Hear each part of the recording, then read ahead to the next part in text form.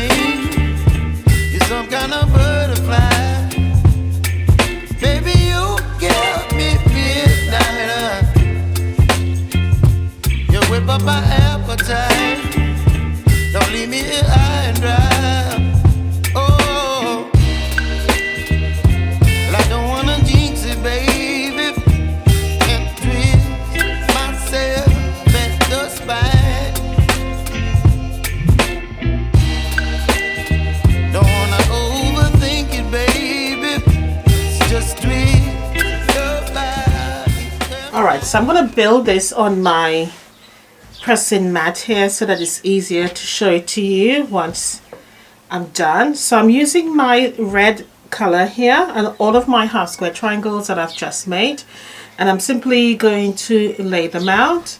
The pattern will obviously tell you how to lay them out, but I'm going to demonstrate in front of you now.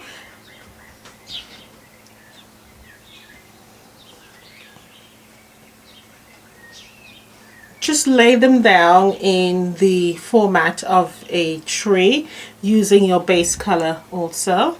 My base color here is my red, obviously, and that's going to give me my tree.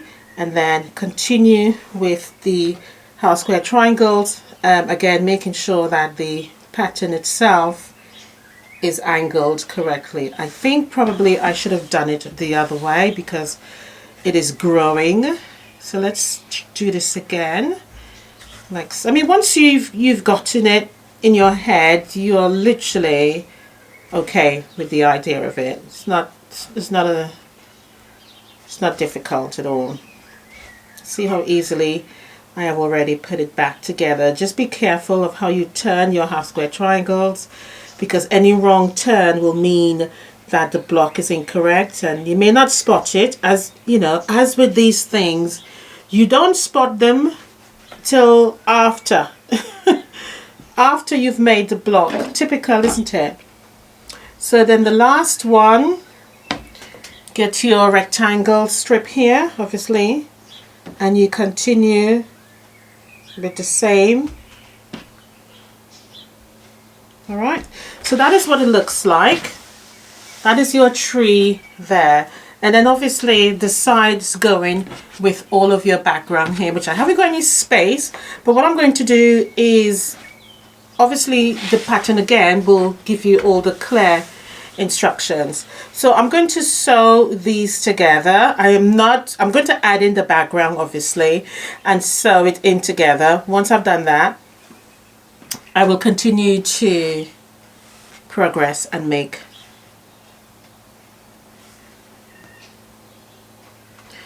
So if I were to add in my background, they're all here, so that will go there.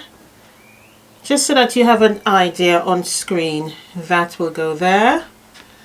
And I think I've used those two. These two now will fit in there. I do like the play of the busyness of the background color, because the base color here, which is the red, is quite strong, so it can carry its own basically. All right, and then we move in with these rectangles. They go there. Okay, I am filling it out. I am filling it out. And that's it basically. And then I have a different darker tone here to show the base of my tree, which will sit right in the middle.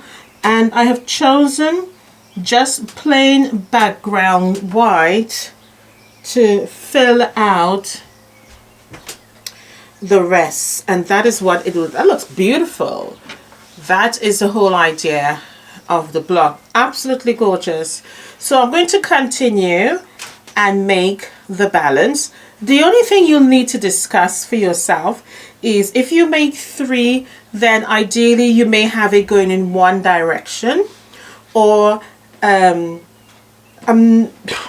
not sure. I haven't laid it out. Obviously, I'm making it in front of you, or heading either towards you or away from you. You know, I wouldn't necessarily want to have one in the middle going upright and then the other like an arrow. I wouldn't want to go. I wouldn't want to go one left, one right, one middle, upright. I wouldn't want to do that. Okay, so for me, in my head, I'm thinking either all direction, or if you make 4, then you can have 2 going one way and 2 going the other. But that is the idea of the block. Looks amazing. I do love this, the background as chosen. I think the red and white plays beautifully with a dominant color there to show the tree stump. So to sew this together is quite easily. Okay, make your half square triangle, sew that row, sew each row individually, and then join them together, and your tree will be done. So I'm going to continue with all of my blocks, and I'll show you the result.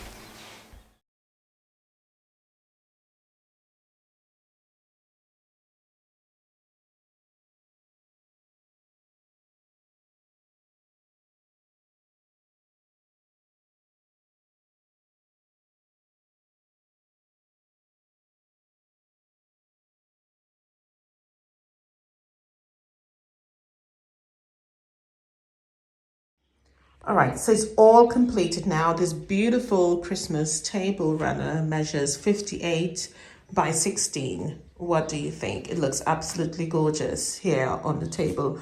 My table extends, so I've extended it, and you can tell we haven't done so for a while.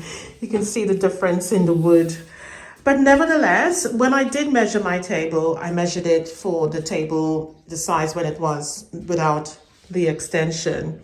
If you want to make it bigger, it will look absolutely beautiful from top to bottom. This really commands your respect when you walk into the room and you decorate your table for Christmas. I think it looks absolutely gorgeous. Now, if you wanted to use extra fabric, even though making it longer from edge to edge, you can also make some, my God, I forgot what it's called, coasters. You can make some coasters just for glasses and stuff. My husband has a funny thing about putting, drinks directly on the table because he hates watermarks, or, especially if there's chilled. But I guess, it really depends on your outlook. But I think it looks amazing. I did a self-binding for this, as you know, and I just used stippling but this doesn't take long to make, and it's a very quick project. I'll probably say in a day you can get this done, definitely, without interruptions. I mean, I was interrupted. My neighbor came over and I was showing her some quilts, and she actually ended up buying a Christmas quilt that I had, one of my favorites. It was a bit heartbreaking to let it go, but at the end of the day, you make it to sell them, isn't it? So that took some time, showing her all the variety of quilts that she was looking at, and then she ended up choosing the Christmas one. But this is amazing. This is beautiful. This is very, very lovely. If I do start this one, I'll definitely make a huge one that covers the whole length of the table. What I also like is the fact that I used that red dominant color that really showcases the Christmas trees. Now you can use any color. You can use green to make your pine trees, and I also use this darker color here just to show the tree stump. But I love the contrast with the background color. I know it's vibrant, I know it's, you know, pretty, but that's what Christmas is all about, isn't it? That excessive vibrancy, the beautiful Christmas red that you usually get. I think it looks amazing. But as I said, if you wanted to add some coasters, if you make just 4 trees as I did and add some coasters to it, it would be brilliant. What I would say as well, if noticing, I did use some ordinary plain white cotton here, and I wanted just to show that variation here, just to lower the contrast with the tree stump. All right. I mean, it's up to you if you want to fill it in with your normal background color, you can, but I just wanted to have that transition there, and to you know, just a bit of a snowy element is how I've written it in the pattern. So as this is snow, but it looks lovely. It looks really lovely. As I said, I think definitely full length of the table would look beautiful. But as I said, if you wanted to do this size and add some coasters for glasses, etc., beautiful. I don't know if that's a bit of an old-fashioned thing, but my husband really loved those. As I said, he just hates the watermarks on the table. But it looks beautiful. Love it, love it, love it. I haven't done my Christmas decoration. I'll be doing it this week, and I'll share with you guys what we've done with the house and the changes we've made so far. But it looks beautiful. Tell me down below, what do you think? Do you think you can make this? As I said, I was interrupted, but this is a day project, depending how big you make it as well. As I said, my quilting was stippling, and on the back is the same fabric, a beautiful reindeer Christmas fabric that I did the self-binding to trim down the time. But beautiful project, simple yet elegant. And as I said, you know, something like this on your dinner table for Christmas will certainly have people asking, where did you buy it from? And you can, you know, make a little bit of change yourself, you know what I mean? And, you know, make some to sell. Beautiful, absolutely beautiful project. Again, I love the colors I've chosen. I know the background print is pretty and busy, but I think in this instance it works. And again, it's a slightly different red, if you notice. A slightly different red, but because this red is so vibrant and dominant, it really showcases the whole table runner very beautifully. All right, guys, bye for now. Happy quilting. Let me know what you think. I look forward to your feedback. Share the video out, share it with me down below, your comments, etc. And I'll definitely see you in the new one.